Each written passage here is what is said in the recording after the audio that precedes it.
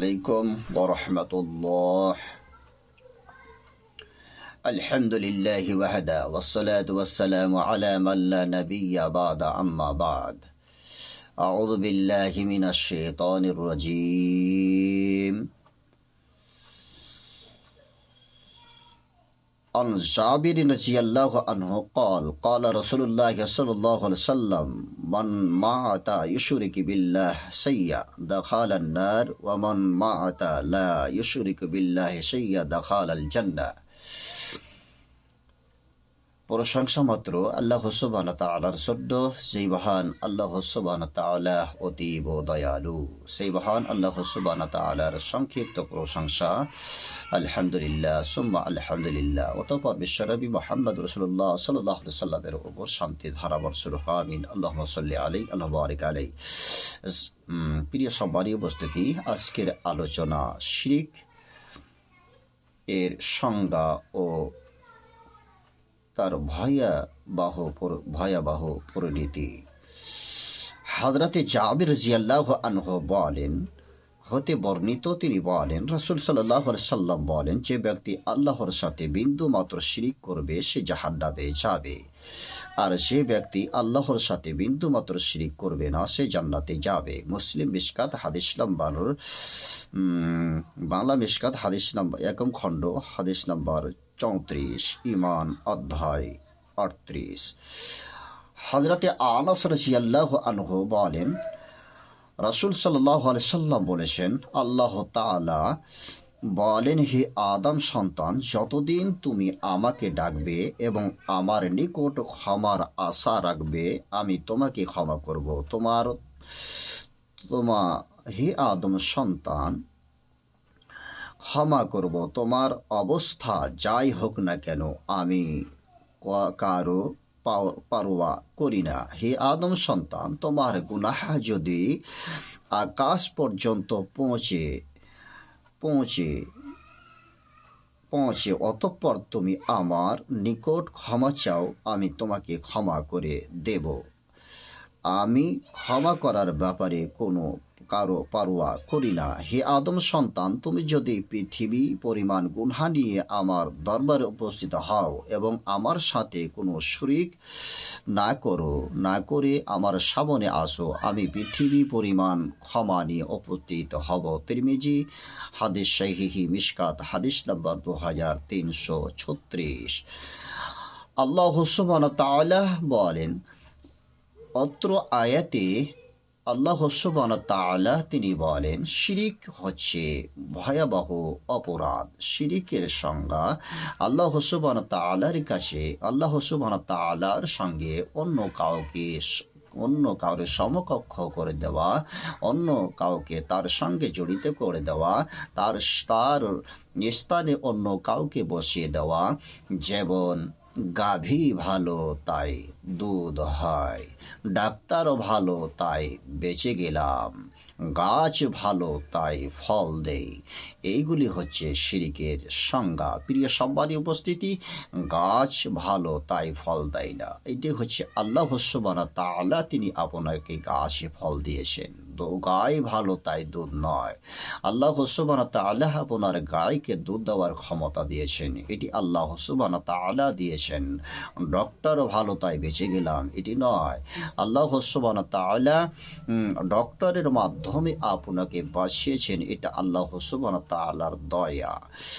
তাই এইগুলি থেকে আমাদের, এই ধারণাগুলি থেকে বেঁচে থাকার চেষ্টা করতে হবে। এইগুলি আমাদের মন থেকে দূরীভূত করতে হবে, দূরে সরিয়ে দিতে হবে।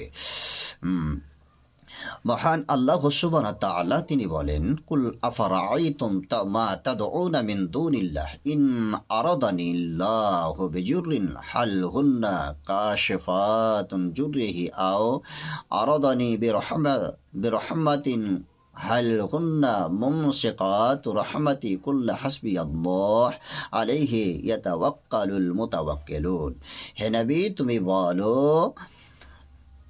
তোমরা ভেবে দেখেছ কি, যদি আল্লাহ আমাকে কষ্ট দেওয়ার ইচ্ছা করেন তবে তোমরা আমাকে ছেড়ে দিয়ে যাদেরকে ডাকো তারা কি সে কষ্ট দূর করতে পারবে, অথবা তিনি আমার প্রতি রহমত করার ইচ্ছা করলে তারা কি সে রহমত রোধ করতে পারবে? বলো, আমার জন্য আল্লাহ যথেষ্ট, নির্ভরকারীরা তারই উপর নির্ভর করে থাকে। সূরা জুমার আয়াত নম্বর 38।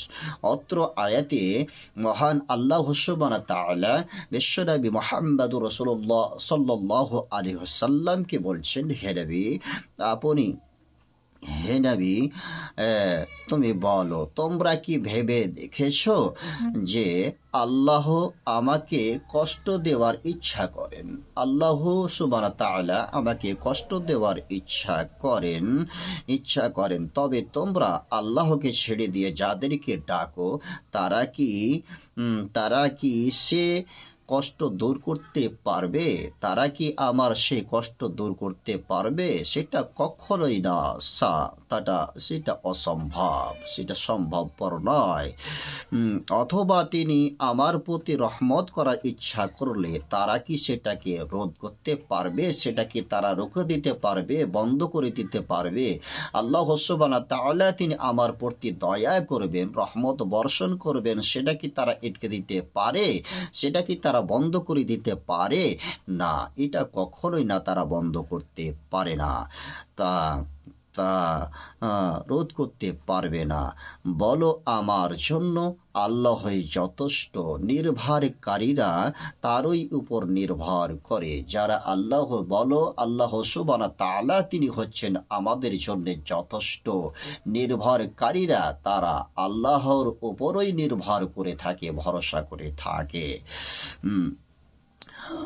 উকবা ইবনে আমির রাদিয়াল্লাহু আনহু বলেন, রাসূল সাল্লাল্লাহু আলাইহি ওয়াসাল্লাম বলেছেন, যে ব্যক্তি তাবিজ ব্যবহার করবে আল্লাহ তাকে পূর্ণতা দেবেন না। যে ব্যক্তি তাবিজ ব্যবহার করবে আল্লাহ সুবহানাহু ওয়া তাআলা তাকে পূর্ণতা দেবেন না। আর যে কড়ি ব্যবহার করবে আল্লাহ তাকে মঙ্গল দান করবেন না। রাসূল সাল্লাল্লাহু আলাইহি ওয়াসাল্লাম অত্র হাদিসের ভিতরে তিনি বলতে চাইছেন যে মহান আল্লাহ সুবহানাহু ওয়া তাআলা যে ব্যক্তি তাবিজ ব্যবহার করে আল্লাহ সুবহানাহু ওয়া তাআলা তাকে পূর্ণতা দান করবেন না, এবং যে ব্যক্তি কড়ি ব্যবহার করে আল্লাহ সুবহানাহু ওয়া তাআলা তাকে মঙ্গল দান করবেন না। আহমদ হাদিস নাম্বার 1600, হাদিস নাম্বার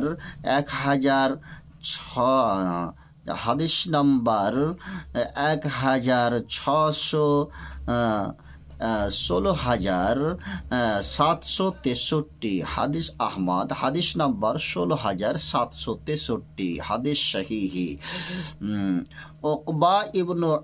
উকবা ইবনে আমির রাদিয়াল্লাহু আনহু থেকে বর্ণিত, একদা রাসূল সাল্লাল্লাহু আলাইহি সাল্লামের খিদমতে একদল লোক উপস্থিত হলো। অতঃপর রাসূল সাল্লাল্লাহু আলাইহি সাল্লাম দলটির 9 জনকে বায়াত করলেন এবং একজনকে বায়াত করলেন না। তারা বলল, হে আল্লাহর রাসূল সাল্লাল্লাহু আলাইহি সাল্লাম, আপনি 9 জনকে বায়াত করলেন আর একজনকে ছেড়ে দিলেন।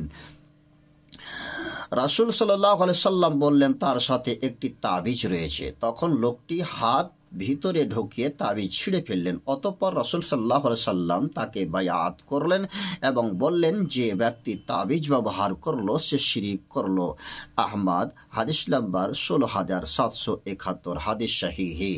অত্র হাদিস দ্বারা প্রমাণিত হয় যে উকবা ইবনে আমির রাদিয়াল্লাহু আনহু তিনি বলেন, একদা রাসূল সাল্লাল্লাহু আলাইহি সাল্লামের কাছে 10 জন ব্যক্তি আসলেন। 10 জন ব্যক্তি আসার সঙ্গে সঙ্গে রাসূল সাল্লাল্লাহু আলাইহি সাল্লাম 9 জনের সঙ্গে বায়াত করলেন। 9 জনের সঙ্গে বায়াত করলেন, তাদের সঙ্গে সম্পর্ক করলেন, তাদের সঙ্গে সালাম ইত্যাদি হলো, এবং 9 জনের মধ্যে একজনকে আল্লাহ রাসূল সাল্লাল্লাহু আলাইহি সাল্লাম তিনি ছেড়ে দিলেন। রাসূল সাল্লাল্লাহু আলাইহি সাল্লাম যখন একজনকে ছেড়ে দিলেন, জিজ্ঞেস করা হলো তাকে কেন ছেড়ে দেওয়া হলো। রাসূল সাল্লাল্লাহু আলাইহি সাল্লাম তিনি বলছেন, তার কাছে তাবিজ রয়েছে। তৎক্ষণাৎ সেই লোকটি বগলে ভেতরে হাত ভরে তাবিজটি ছিঁড়ে ফেলে দিলেন এবং এরপরে রাসূল সাল্লাল্লাহু আলাইহি সাল্লাম তার সঙ্গে বায়াত করলেন এবং রাসূল সাল্লাল্লাহু আলাইহি সাল্লাম তিনি বললেন, যে ব্যক্তি তাবিজ ব্যবহার করলো সেই ব্যক্তি শিরক করলো, আল্লাহর সমকক্ষ করে দিল, তথা এই তাবিজের উপরে তার বিশ্বাস রয়েছে, এই তাবিজ তাকে আরোগ্য দিতে পারে, তাবিজ তাকে ভালো করতে পারে, তাবিজ তার অসুখকে সেরে দিতে পারে, কিন্তু এটা অসম্ভব, এটা হচ্ছে শিরক। সুতরাং যারা তাবিজ ব্যবহার করলো তারা শিরক করলো।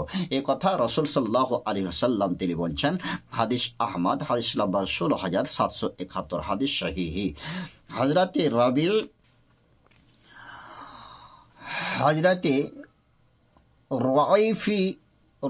রুয়াইফিয়া ইবনু সাবিত রাদিয়াল্লাহু আনহু বলেন, রাসূল সাল্লাল্লাহু আলাইহি সাল্লাম বলেছেন, হে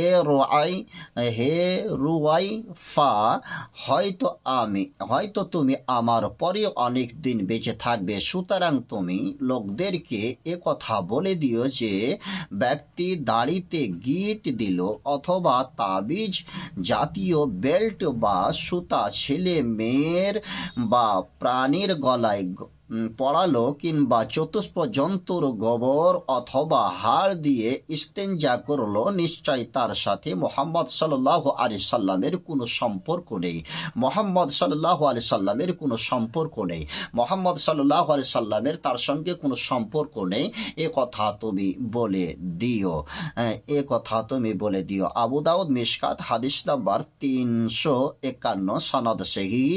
বাংলা মিশকাত, দ্বিতীয় খণ্ড, হাদিস নাম্বার 324, পেশাব পায়খানা শিষ্টাচার অধ্যায়।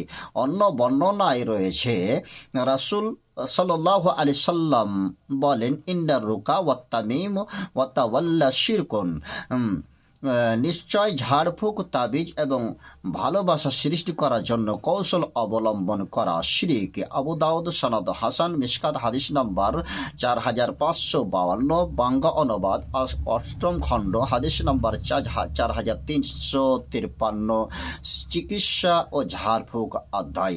অত্র আয়াত এবং হাদিস সমূহ দ্বারা প্রমাণিত হয় যে কোনো মাধ্যমে রোগ মুক্তি চাওয়া বা বিপদ থেকে বাঁচতে চাওয়া শিরক। যেমন রোগ মুক্তির আশায় তামার বালা অথবা অষ্টধাতুর আংটি ব্যবহার করা শিরক।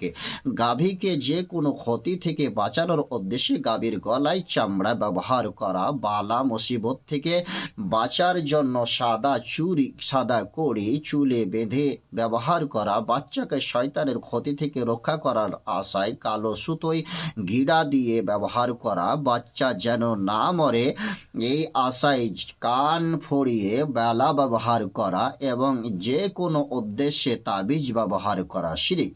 কারণ যে কোনো সমস্যার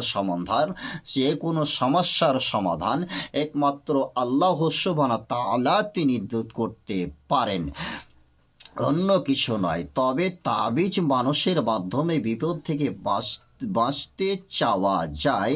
যেমন ওমর রাদিয়াল্লাহু আনহু আব্বাস ইবনে আব্দুল মুত্তালিব রাদিয়াল্লাহু আনহুকে পানি চাওয়ার মাধ্যমে হিসাব গ্রহণ করেছিলেন। বুখারী মিশকাত, হাদিস নাম্বার 1509। ভালো আমলের মাধ্যমে বিপদ থেকে বাঁচতে চাওয়া যায়।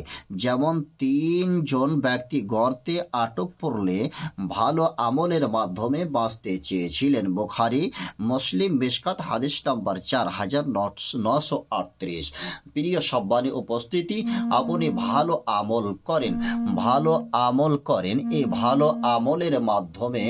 ভালো আমলের মাধ্যম দিয়ে আল্লাহ সুবহানাহু ওয়া তাআলার কাছে চাওয়া যায়, বাঁচতে চাওয়া যায়। এই কথায়